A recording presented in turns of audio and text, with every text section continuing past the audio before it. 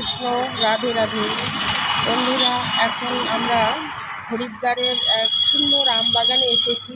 এই যে দেখুন আমবাগানটা কত সুন্দর।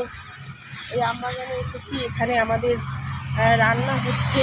এখানে খাওয়া দাওয়া করে আমরা অযোধ্যার দিকে যাত্রা করব।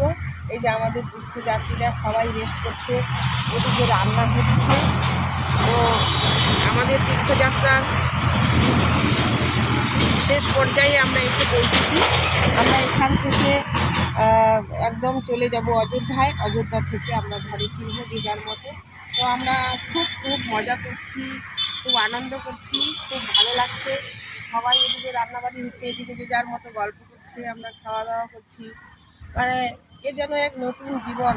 এরকম আনন্দ জীবনে কোনোদিন পাইনি যে আমার জীবনে এত বড় একটা সফর আসবে রাধারানীর কৃপায়। তাই রাধারানীকে, ভগবান শ্রীকৃষ্ণকে অনেক অনেক ধন্যবাদ। রাধে রাধে। ভালো হচ্ছে।